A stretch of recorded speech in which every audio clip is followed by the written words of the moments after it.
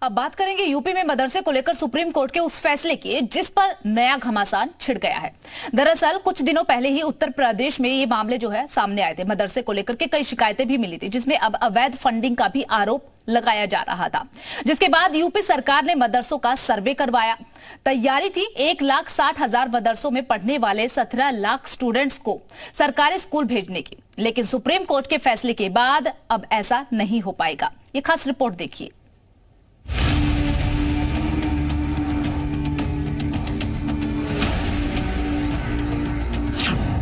उत्तर प्रदेश में एक बार फिर मदरसों को लेकर सियासी खींचतान शुरू हो चुकी है, लेकिन इस बार वजह योगी सरकार का कोई फैसला नहीं, बल्कि सुप्रीम कोर्ट का वो आदेश जिसके बहाने विपक्ष उत्तर प्रदेश सरकार को घेरने की कोशिशों में लगा है। सुप्रीम कोर्ट ने UP board of Madrasa education act की वैधता बरकरार रखने का फैसला सुनाया। मतलब साफ कि उत्तर प्रदेश में मदरसे चलते रहेंगे और 1,60,000 मदरसों में पढ़ने वाले 17 लाख छात्रों को सरकारी स्कूल नहीं भेजा जा सकेगा। सुप्रीम कोर्ट का यह आदेश इलाहाबाद हाई कोर्ट के उस फैसले को खारिज करता है जिसमें इलाहाबाद हाई कोर्ट ने मदरसा एक्ट को असंवैधानिक बताया। फैसला सुनाते हुए सुप्रीम कोर्ट ने कहा कि यूपी मदरसा एक्ट के सभी प्रावधान मूल अधिकार या संविधान के बेसिक स्ट्रक्चर का उल्लंघन नहीं करते। हालांकि सुप्रीम कोर्ट ने मदरसा एक्ट के उस प्रावधान पर रोक लगाई जिसमें मदरसों को पीजी और रिसर्च का सिलेबस तय करने का अधिकार था। यानी अब मदरसा बोर्ड हायर एजुकेशन का सिलेबस और किताब तय नहीं कर पाएंगे। सुप्रीम कोर्ट के इस फैसले का मुस्लिम धर्मगुरुओं ने स्वागत किया। इलाहाबाद हाई कोर्ट के जजमेंट पर भी सवाल उठाए गए। वो जो जजमेंट था हाई कोर्ट का, वो बड़ा बाइस्ड किस्म का और बगैर इश्यूज़ को साफ पता चलता था कि इशू को अंडरस्टैंड ही नहीं किया। उन्होंने एक जहन बना लिया, उस जहन के मुताबिक एक जजमेंट दे दिया। तो मैं इसको वेलकम ही करना चाहिए इस तरह के फैसले को। तो एक तरफ सुप्रीम कोर्ट के फैसले से मदरसों के पैरोकारों को राहत मिली, तो सुप्रीम कोर्ट ने अपने इसी फैसले में डिग्री को लेकर भी आदेश दिया। सुप्रीम कोर्ट ने अपने फैसले में कहा कि मदरसा एक्ट संवैधानिक है, लेकिन कामिल और फाजिल की डिग्री देना असंवैधानिक है कि ये यूजीसी एक्ट के खिलाफ है। मदरसे में 4 तरह की डिग्रियां दी जाती हैं। कामिल और फाजिल को मदरसे के लोग ग्रेजुएट और पोस्ट ग्रेजुएट के बराबर बताते हैं, लेकिन यूजीसी इन डिग्रियों को मान्यता नहीं देता।